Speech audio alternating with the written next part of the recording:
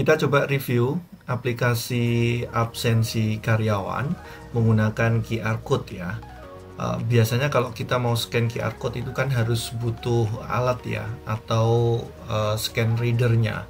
Tapi dengan aplikasi ini nantinya scan barcode-nya atau QR code-nya itu langsung dari handphonenya atau bisa upload file QR code-nya. Oke.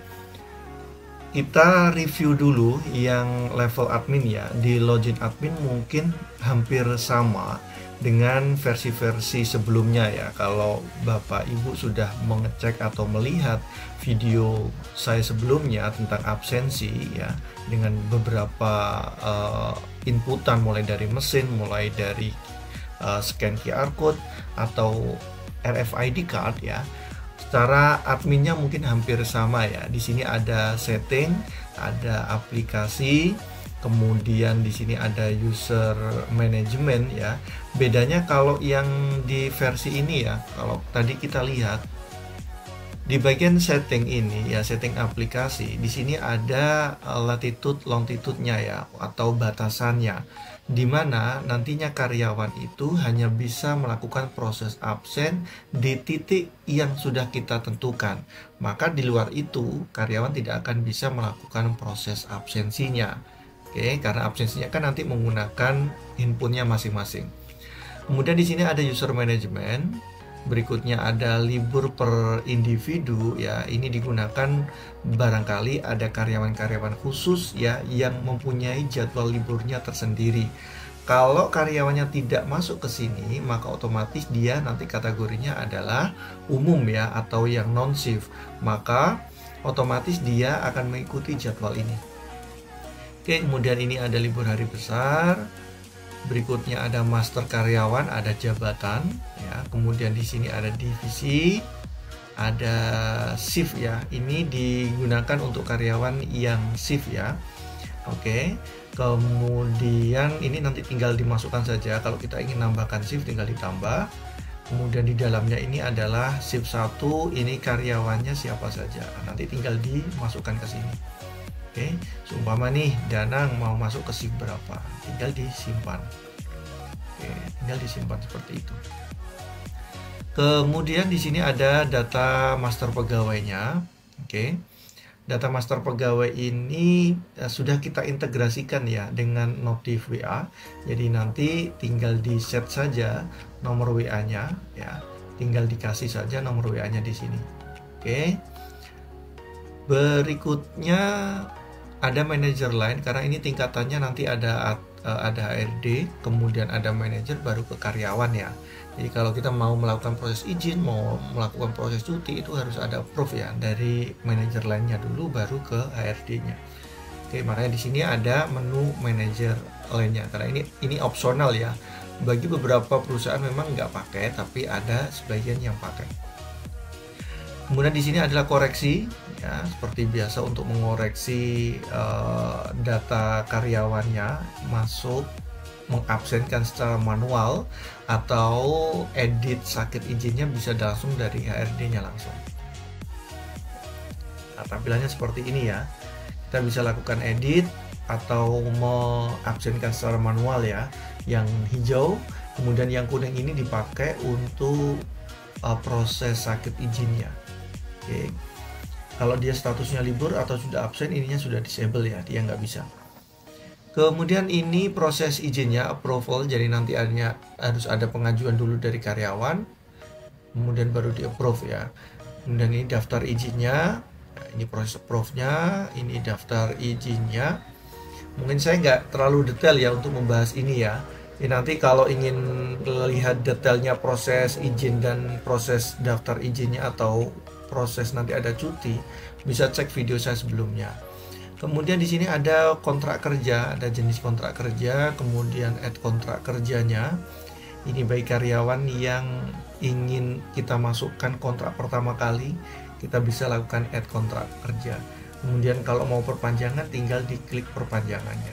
Oke, ini historinya, kita bisa cek histori per karyawannya. Oke, contoh nih, kita mau cek si Sumiati ada nggak ya, kita cek. Oke, kita tinggal klik simpan, maka nanti akan muncul histori kontrak kerjanya. Kemudian di sini ada lembur, ada proof pengajuan lembur, kemudian di sini ada info ajuan lemburnya yang sudah di-approve tadi itu ya. Kemudian ini total jam lembur kalau dibutuhkan, kalau tidak dibutuhkan ya nanti kita hapus ini. Ini untuk menghitung kira-kira total jam lemburnya yang didapat itu berapa. Karena kan perhitungan setiap perusahaan kan beda-beda ya.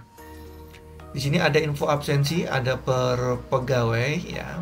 Kita bisa cek nih, ya, Agustinya akan muncul di bulan berjalan ya. Kemudian di sini sudah akan muncul detailnya. Oke. Kemudian di sini ada harian.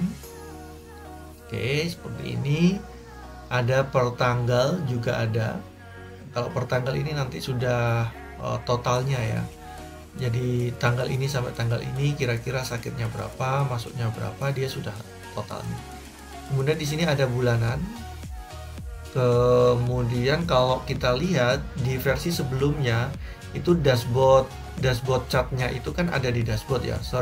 Di dashboard itu ada chartnya. Kalau ini kita pecah ya, kita masukkan ke menu tersendiri. Biar apa, waktu login prosesnya nanti loadnya nggak terlalu lama untuk membaca chartnya atau grafiknya. Oke, tampilan chartnya seperti ini ya.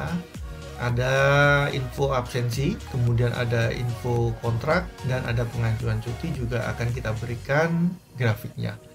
Seperti itu. Ini adalah menu import ya. Tampilannya seperti ini ya. Kita tinggal download file importnya. Kalau sudah diisi, sesuaikan, kemudian baru kita upload. Oke, kalau sudah di sini ada cuti karyawan, ada approve cuti ya. Kemudian di sini sudah akan muncul ya tabel pengajuan cuti.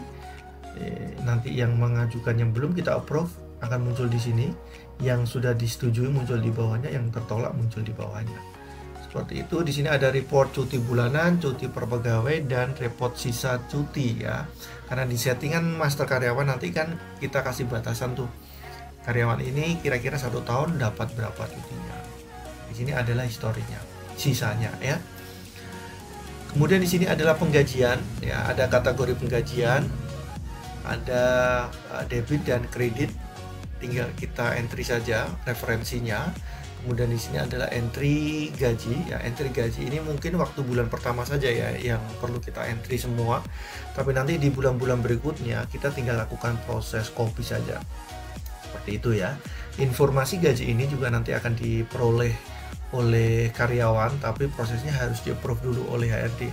Kalau belum di-approve maka belum terkirim ke karyawan. Di sini ada lemburan ya. Kalau sudah, ini nominalnya ya, dari jam kerja yang sudah kita dapat di lembur tadi itu. Oke. Kemudian di sini adalah report gaji per pegawai dan report gaji global. Kalau ini per pegawai tinggal dipilih ya. Kemudian di sini adalah report gaji globalnya, jadi keseluruhan. Oke, sekarang kita akan langsung coba untuk proses absensinya ya, menggunakan QR code langsung dari smartphone-nya. Tapi saya coba di PC ya. Secara tampilan nanti hampir sama kok prosesnya. Oke, kita akan login dulu. Oke, ya, tampilannya seperti ini untuk tampilan untuk karyawan ya. Di sini kita sediakan menu, tapi nanti kalau muncul di handphone ya, nanti tampilannya langsung seperti ini. Kalau saya boleh simulator kan menggunakan handphone.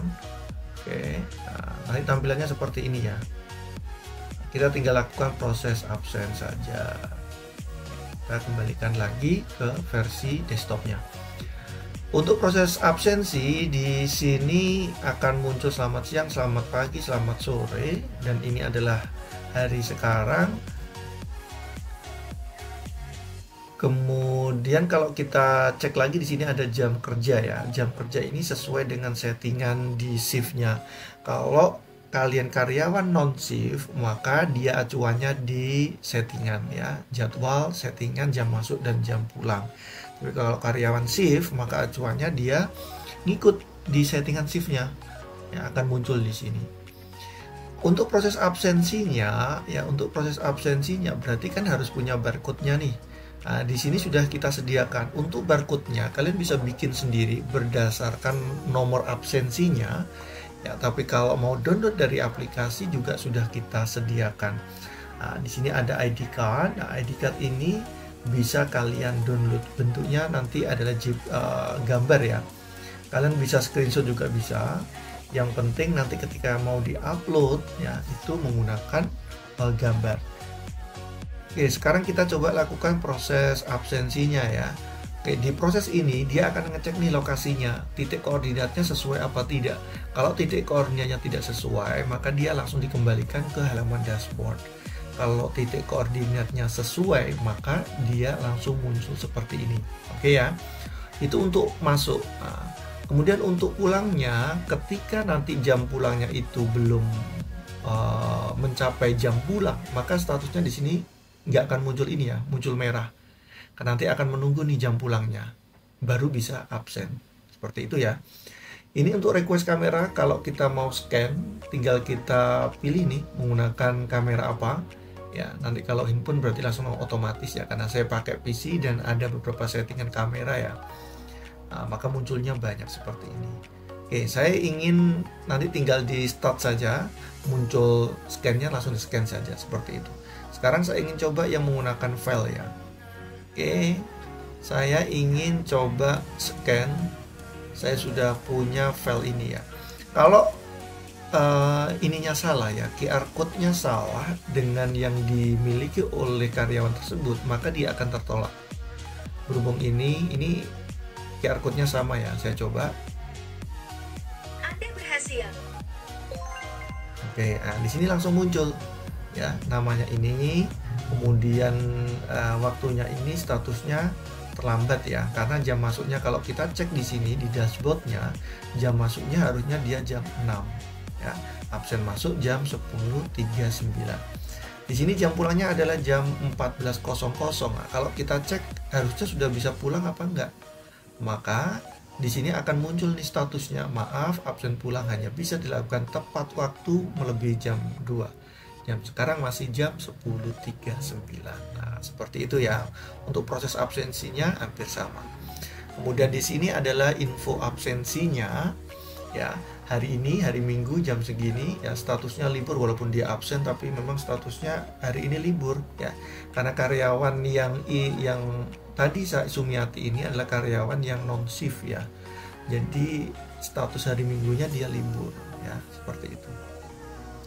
Nah, ini detailnya.